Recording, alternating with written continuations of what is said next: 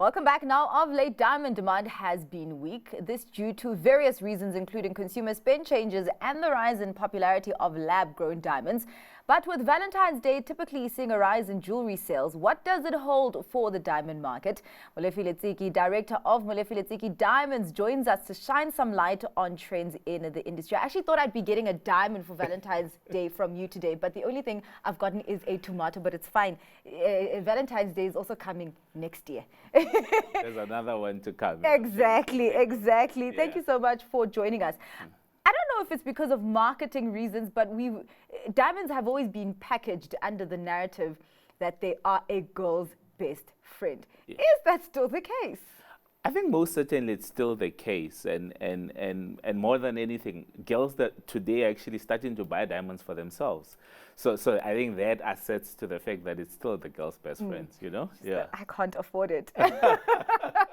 That's what everybody thinks. Yeah. You know, but I don't think it's the case. It's always just finding the right diamond for yourself. Yeah. You know? Yeah. Well, actually, a lot of economic sectors have had to kind of take stock of demand and supply, particularly demand dynamics, considering the generational changes that we are seeing in the world, especially when it comes to the luxury market and people are more conscious. Gen Zs are drinking less alcohol and they're vaping instead of smoking cigarettes. Has that generational shift played a role in the diamond sector? I think it most certainly has. When you look at in the past, when companies like De Beers used to dominate the diamond industry, they put a lot of money or a lot of investment towards marketing campaigns, which when the market sort of diversified and there were more players in the sector, less money was put in, where everybody was expected to put in money and some people held back, and De Beers decided that why should we be the ones spending for everybody else, you know, and that to a certain extent has hit a knock on the industry, because I would say, you know, Gen X and Y, we see a bit of a low consumption in that space as opposed to the baby boomers, you know, who were really buying the diamonds. So there is that shift, but I think as the industry, we have realized, you know, that we need to do something about it. And that's why the industry today is talking about reinvesting in campaigns, because today's consumer or customer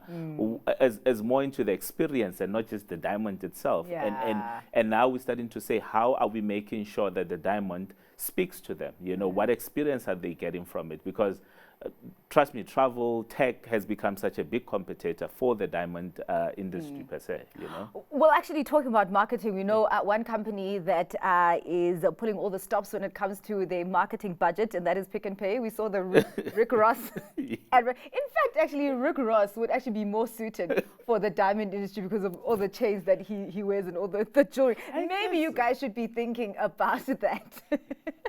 Funny story is a couple of years back, we were thinking about something like that, and all of us were saying PDD.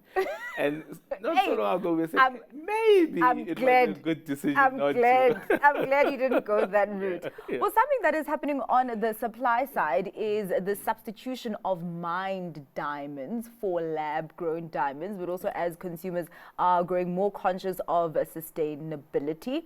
Just talk to me about that structural is it as structural as it seems, that substitution?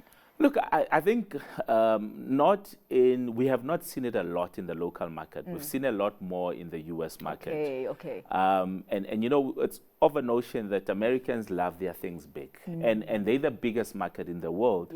So they sort of kind of reflect that. But when you look at in South Africa, you look at places like the Asian markets in China and so forth, natural diamonds are still more key in demand in those spaces than lab-grown. And when you look at within the trade itself, lab-grown is playing mainly in spaces of like your 30 pointers to like 1.5 carats, which is more commercial diamonds. So that's where we're seeing lesser sales. But your 2 carats and upwards, which this is a space where we'll say it's where the rich are playing. It's still natural diamonds without looking at lab grown. So you can see it's in a space where young people that are growing into it and who can't really afford that 2 carat but want to own a diamond.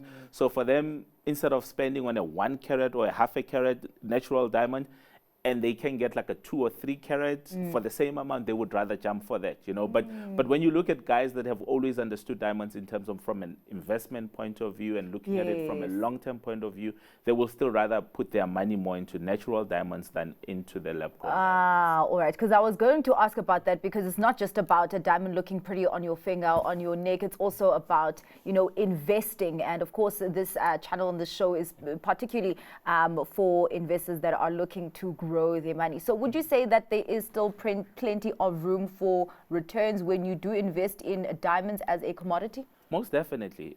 I think one thing about natural diamonds is their rarity. It's not something that you can come across. And as much as you work with diamonds every day in your life, you don't come across the same diamonds every day. So the more rarer it is, the more value you hold in it. That's why when you look at it, your more colored stones, like your pinks and your blues and your reds, they're very rare. You don't see them every day.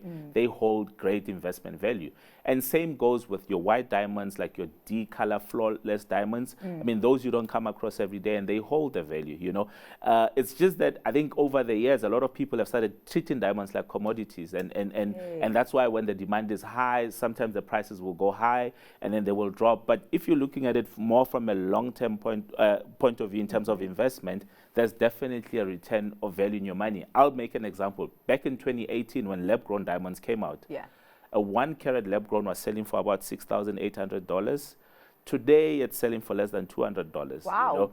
Whereas when you look at natural diamonds, they've retained their value. So with lab-grown, the thing is, when you look at it, it's man-made. And like any tech, the more you make, the cheaper it becomes. Whereas with natural, this is something that's been created billions of years in the belly of the earth. To get it out there, it takes a lot. And while taking a lot, contributing a lot socially to the communities where the mines are, And I think that's what speaks to today's consumer, to say, if I buy this diamond, what difference does it make? And the nice thing about it is when you go back and be able to say, today's consumer wants to know where the diamond comes from, what difference it has made.